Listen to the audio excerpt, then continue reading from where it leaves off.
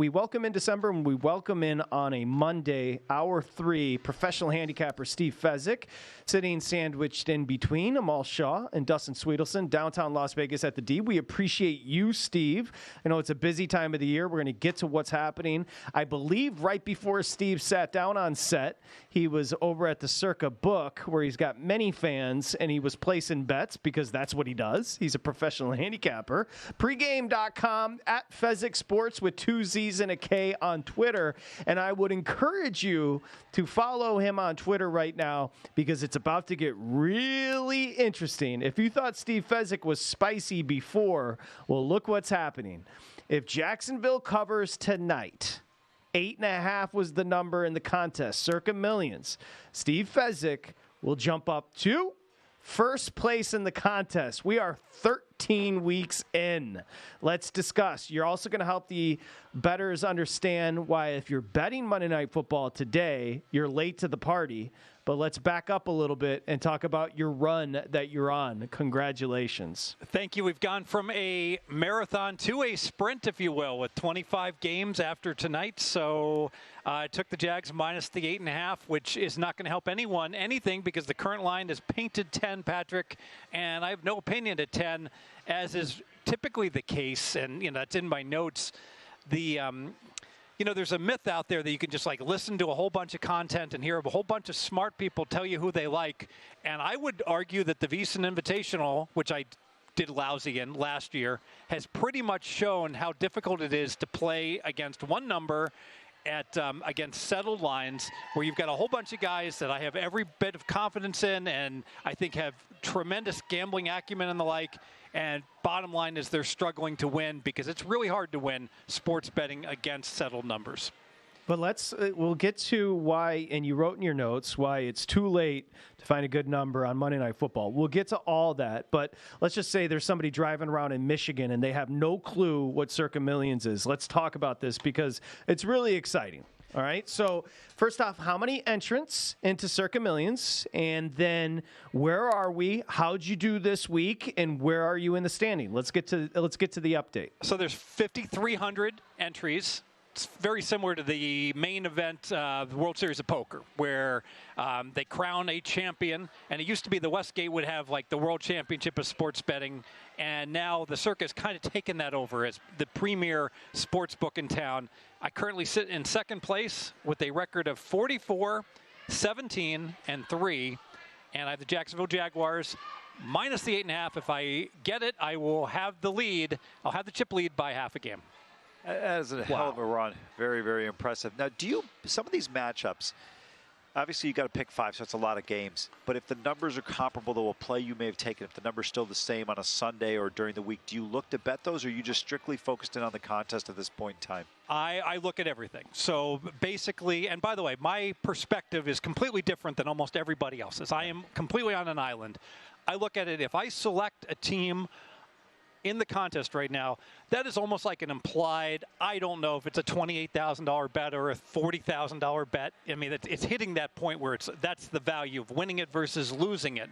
So because of that, it's going to be very rare I'm going to take a bad number even on a game I love, because if I wanted to bet $30,000 on a team, and by example, let's assume I'll use the San Francisco game. People were like, well, your San Francisco was your revenge game of the year, and you didn't even put it on your Circa Millions. Why? What are you doing, Steve? But I bet San Francisco at pick and -1 and -1.5. So I had no desire, having already bet $20,000 on San Fran at good numbers, to bet another $30,000 -3, worst number, that availed itself all week long. There was no reason to do that.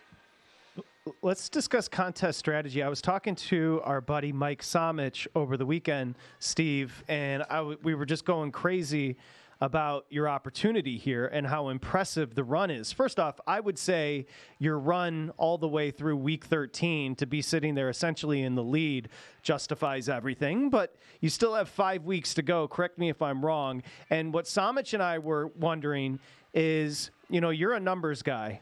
and you're a guy that does this for a living. This is your profession. But do you feel a sense of pressure?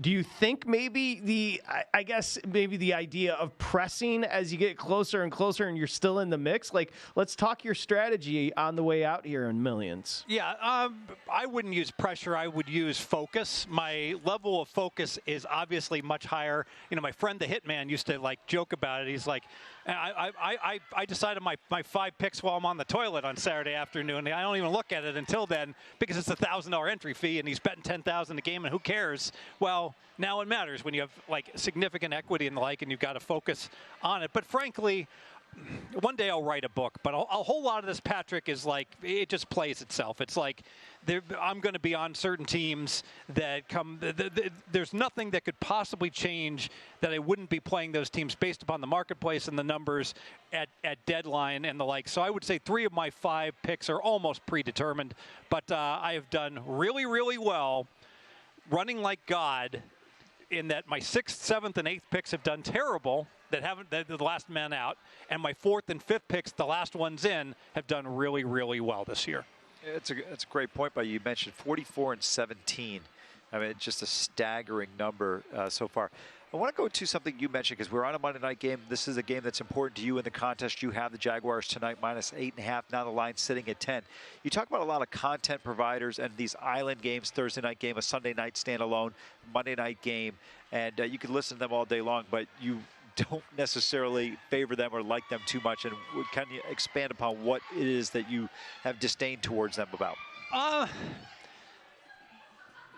got to be a little bit careful here because I think a lot of these content providers are doing their darndest to help people win. It's not like they're like, you know, getting kickbacks from the sports books for giving bad advice and people going and bet. They really want to win. But the problem is that when the number has settled in, the number one gospel I will have is that if you want to win sports betting, I will give you one criteria that you must follow. Stop trying to pick winners, and this sounds ridiculous, but it really is true.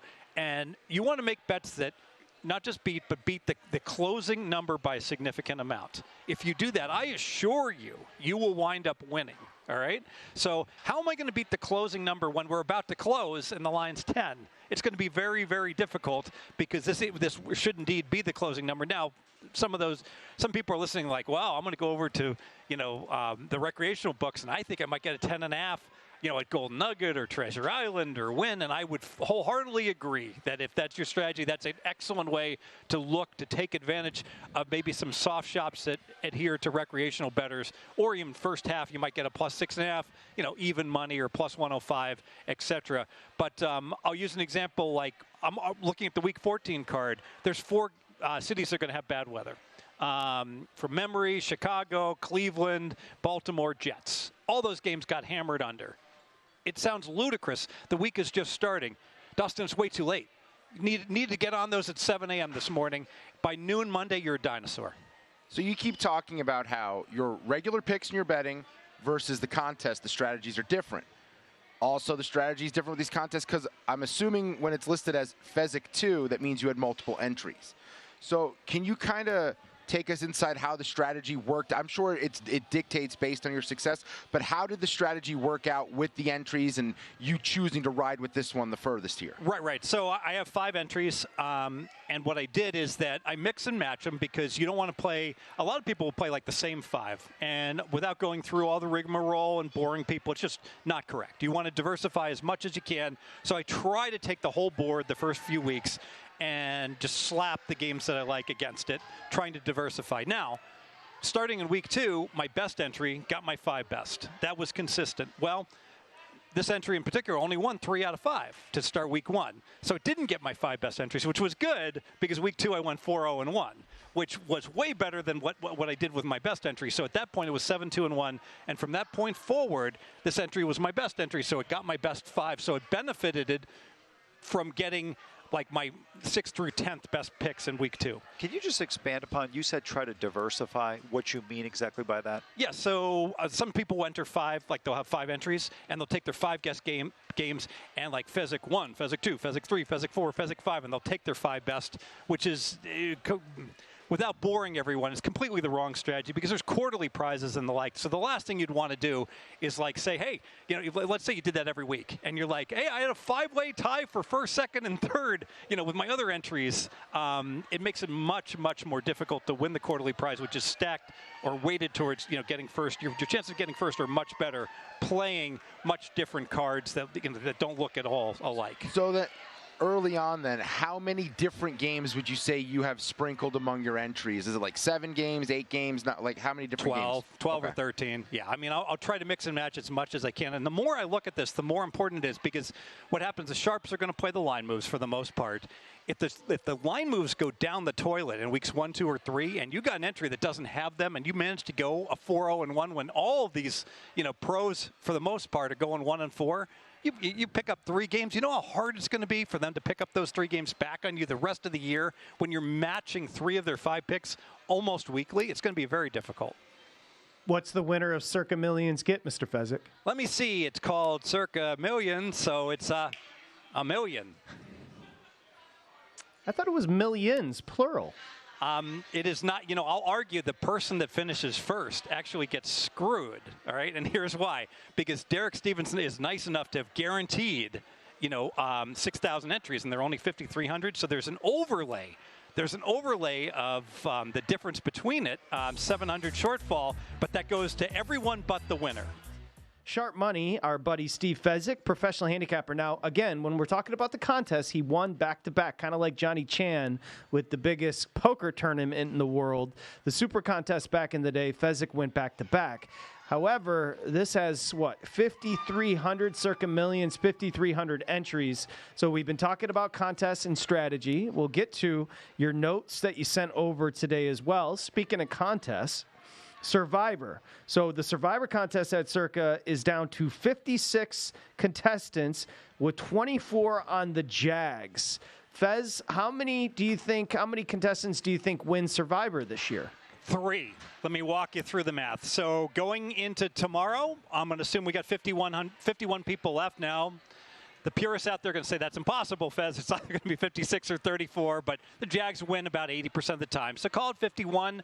Every 2 weeks, we're going to lose a little more than half the field, assuming a win rate each game of about 64%. Now, early in the year, it's higher, but now a lot of people are running out of good teams left to play, so their win rates are going to go down. So if I chop that 51, 2 weeks from now, it'll probably be about 22 people. Another 2 weeks from now, it'll be about 9 people. Final 2 weeks, I'm going to assume people are going to be running out of good teams to play. That 9 becomes a 3. We'll make the over-under under 3.5 minus 130. Anyone want to bet over or under against me? What do you think? What did you say about the 130? Over 3.5. I'm going to say under 3.5 is a small favorite. But I'll set the number at 3.5 for winners. You want to go over or under 3.5 winners? That tie for the win? That's right. Under. You want to go under 3.5? Right, I'm going to go over. Good. It's a good number. Set a good number then. Like I said, I think the under is a moderate favorite, but just a small one. I think the real challenge, and I think why Steve's number is really good, is because when you look around, so many of these teams outside of the Christmas Day situation where people might have saved Kansas City facing off against the Raiders or the Eagles against the Giants, I'm pretty sure people would probably use San Francisco, Dallas. And then one other thing that stands out, guys, based whether it be on injury or lack of consistency, there's no other team you look at in the NFL now and you sit there and go, wow, that team's going to be a lock against any opponent. I mean, the Ravens have the Rams this weekend. 10 weeks ago, you would have said that's a play on the Ravens. But I don't think you have the same confidence in Baltimore at this point in time that you would have had about 6-7 weeks ago against the Rams. Yeah, you only have one no-brainer, Miami, laying 13 against the Titans this week. That's pretty much it this week. Every other team is very vulnerable, right? Steve, question for you about the contest, and then we'll move on to Week 13 takeaways. Also, a great note in your notes about why Lane 3 with San Francisco was a bad play. Let's quickly, I want to ask you this. So as you get to crunch time, 5 weeks to go, Circa Millions, a lot of money, obviously $1 million on the line. Is there a person in particular, of course your wife and son, they know what's going on, but is there a person in particular you show your card to, you show your plays to each week just to kind of run it by them, or is this all on you? It's all on me, but the irony to this is that I'm reading everything I can from everyone, including but not limited to, like, if you asked me, like, at VSiN, who should I read? I'd be like, I'm biased. Everyone's going to get mad at me, but I'll say it like these former professional athletes. Let me just say this. You never hear, or people that are in mainstream media, you never hear ESPN host quits job to become a professional gambler. All right? That just doesn't happen typically. Although, Mr. Kazarian, I'm sorry. I know you absolutely could do it. So let me throw that out there. And you certainly don't hear ever headline, former professional football player making a killing betting for a living. Okay, so I understand they're very entertaining and they're great content, but give me a Steve Makinen or an Adam Burke over any former professional athlete. Now, the former professional athlete should be better. He has more inside information on how everything works. But you know what? He's been taught the colors wrong. As when he's playing, he wants to bet on the premium best teams, and typically that's not where the value is. I think, Patrick, Steve brings up a great point in the sense that, like, the point spread is the great equalizer in our business. Right? On paper, Miami's going to destroy Tennessee next week, but all of a sudden you sit there and say now they're getting potentially 14 points by the time we get to kickoff. It changes how a player is looking at a game compared to how all of us as bettors would look at it.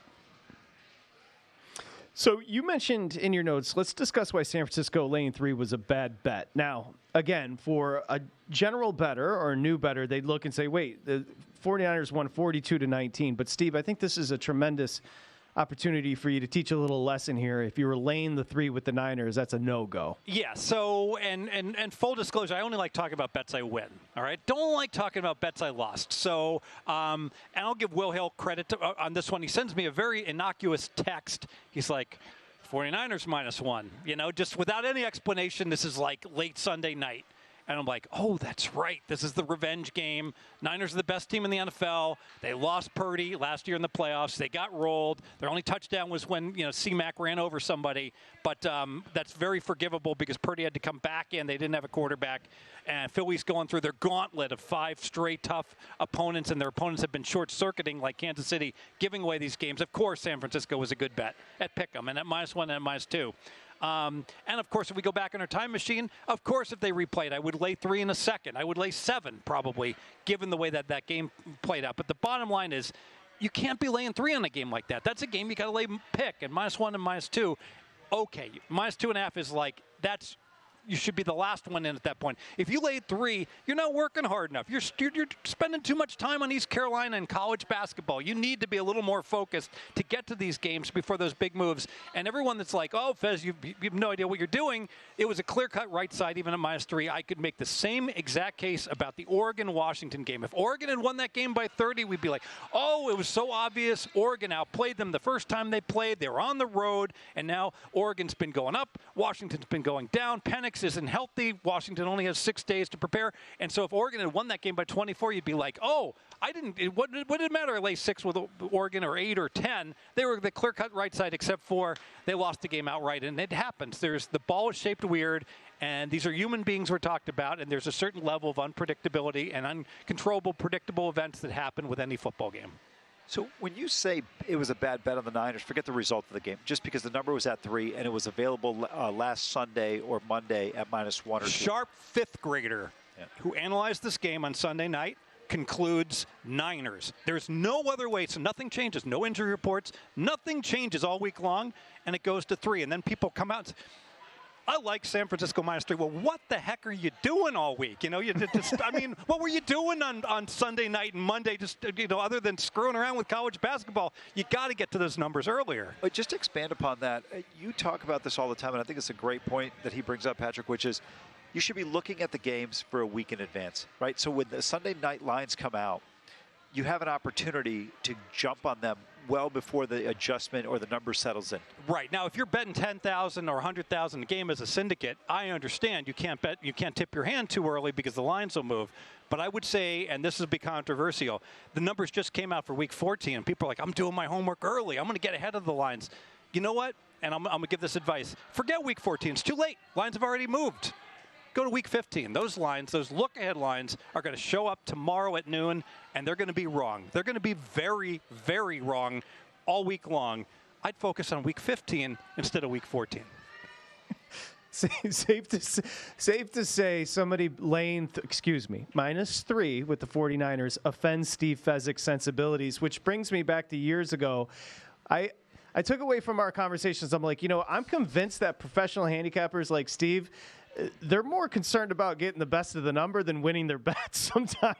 Now, obviously, that's not. But over the long run, being concerned with getting the best of the number is a good practice, to be fair. Yeah, and people, there's a myth out there that, we're all, smoking our cigars as part of the sharp guy union, and we're all reaching conclusion that this is the right side or the wrong side. And people think that's how these pros win. I'll use an example. My buddy, the Hitman, all right, at Hitman428. All right. You wouldn't believe me if I told you what he's won this year in his betting, Patrick. But he's making a lawyer's salary, a good lawyer's salary. And you know what he is midweek with his best bet that he gives out on a podcast? He's 1-11. You can't make this up. And he genuinely is trying his best. But you know what? He'd be the first to tell you it's an NFL side midweek. At one point in time, all my bets are as soon as injury reports come in or guys don't practice and I'm firing. It's like a scavenger hunt. I'm getting to a number before anybody else as quickly as I can, and especially on props. Again, we need 8.5, -8.5 for the Jags tonight. If that hits, Steve moves to number 1 of 5,300 in Circa Millions. Not great is the situation at home right now, though, for a professional handicapper. I would assume that having the internet up and ready to go is important, Fez. To say the least. So I just found out there's been an internet outage in Henderson, Nevada, where it resides. So we'll hope it gets fixed before the game kicks off. Yes. Minnesota at Vegas, right next to you guys there, coming up this Sunday. Let's talk about this number because, and Steve, I'll let you start with it. You found this to be fascinating. I heard you and the big guy talking about the Vikings at the Raiders. Let's go. Yeah, so full disclosure, I didn't bring my power ratings with me, but this is pretty easy. And I'm not up on Justin Jefferson and whether he's finally going to play instead of just doing, great commercials this week. But the Vikings, even with JJ, would be just a slightly worse than average team. And the Raiders are 3 points worse than average. So I could see the Vikings being a modest favorite. And then this morning, Right Angle Sports, a very respected odds content provider, gave out. That's not fair to say content provider. He's a winning sports consultant, and he gave out Vikings -2.5. Boom, the line goes to 3. And I'm just this is just a bridge too far. So on the one hand, if you lay 2.5 and take +3, that's not a profitable middle. That's right around break even. But I got to tell you, the Raiders at +3, it doesn't seem like the Raiders are a team that's a dead team in any way, shape, or form. It looks like they got their mojo back. They like their coach. They're coming off of a bye. They've got 4 out of 5 games at home. They're not traveling at all December, and they're home. I got to seriously think about coming over the top and taking the Raiders +3. Dustin, what did you make that game? I'm curious. Raiders in a pick'em. They're both off the bye. Potentially Jaron Hall at quarterback for the Vikings. We didn't see much of him before he got concussed and Dobbs took over. But it doesn't matter about Jefferson being back if they can't get him the football. The Raiders play hard. Antonio Pierce is coaching for his job still. That team is completely motivated. They buy into what he's preaching. And I have to say I was wrong on this. Aiden O'Connell is much better than I ever thought he would be. I'm not saying he's a starting quarterback in the NFL, but he can get stuff done against a bad Vikings defense at home. Amal, what has happened? I wrote down Pick'em too. What has happened? So I've got 2 guys that follow this closely at Pick'em. I'm not far apart. Amal, what has Joshua Dobbs done in Minneapolis to make him so unliked based upon one horrible game? Well, I just think it was the Bears. That's part of it, right? But the Bears have gotten better since Josh Sweat has gotten there. I still don't see with Josh Dobbs' team being appreciably better. He had that great performance we saw coming in and getting things going in the right direction. But I would actually have the Raiders probably as about a 2-point favorite here at home. I think the Raiders are being overlooked. They're sitting at 5-7, and there's not that much of a difference. Are we completely discounting the home field advantage? And Minnesota's getting a lot of cachet for missing their 2 best players for an extended period of time. And Dustin or Patrick both said it right now. Even if Jefferson comes back in the mix, how effective is he going to be without a quarterback and get him the ball consistently? Yeah, I refuse to believe that the Vikings are any better this year. Yeah. than what they were last year. And last year they were a slightly below average team. So Vegas getting 3 with their mojo still intact and with their players happy, ready to smoke cigars if they can pull the upset, certainly looks attractive to me. That's the only side I'm looking to right now. Now, things change. It's like the stock market. Depending upon injury reports, news that comes out, it's not unusual that I could flip and like other sides as the week goes on. But right now I'm looking towards Raiders. And the expectation was for Jefferson to play after the bye. That's the Vikings coming to Vegas after the bye. So we shall see. Big Guy, you wanted to throw a couple of scenarios with futures at Steve. Love to hear it. So Washington in the college football playoff is a team I've been really high on this show since like May. I want to say June, somewhere around then. Got them 40-1 to win the national title. A few weeks into the year, bet them again at 25-1. Alabama, after they lost to Texas, they had the USF game where they looked gross. Then right after they beat Ole Miss, where I looked at the title odds, I got them at 40-1 to win the national title. One, I got really lucky that Alabama's in it. I did hedge a little bit of money on Georgia money line over the weekend. That's dead money, whatever. I don't feel bad about doing that. I think I had to do that to try to make some money on a ticket that was live. And by the way, this is economics 101. These are fixed costs that are irrelevant to the. I don't care what you've hedged already. Yes. That no longer enters into the equation. All that matters is what you currently have as an asset and how you want to protect it. Continue. Okay. So I luck out a little with Alabama making the playoff, and then they're not playing each other, right? So I have a couple ways I can do this. I can hedge against both tickets, Steve, or I can wait and see if one advances, right, in the first game. Then I don't have to worry about hedging the other one. Or, I could treat it a couple different ways. How would you do it when you have the 4 teams left, you have one of the teams in each matchup on a big future like this in the playoffs? So the Texas-Washington game, correct me if I'm wrong, is it the Sugar Bowl? Is it? Yes, Sugar Bowl. So I tend to try to go ahead and project where the lines are going to go. And I think we already saw Washington being a 10-point dog against Oregon, and now it's going to be right in the backyard of Texas. I think money will come on Texas. So I think if you're going to protect that, I think you got to get and I would recommend you probably do it because get in front of the line move.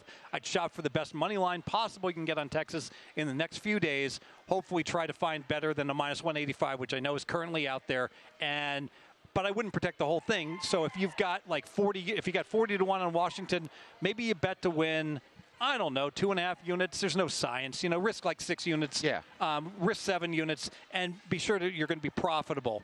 The Alabama-Michigan one, I do have a strong opinion. Because they're going to go off as the favorite, right? I think a larger favorite. So I think, and you have to play the money line. You can't middle yourself. So now the beauty is, if it was a dog, you don't have to play the money line. You don't have to take if you've got the favorite in the game, you wouldn't have to go ahead and play plus 155. I would say, go ahead and shop and get as many points as possible.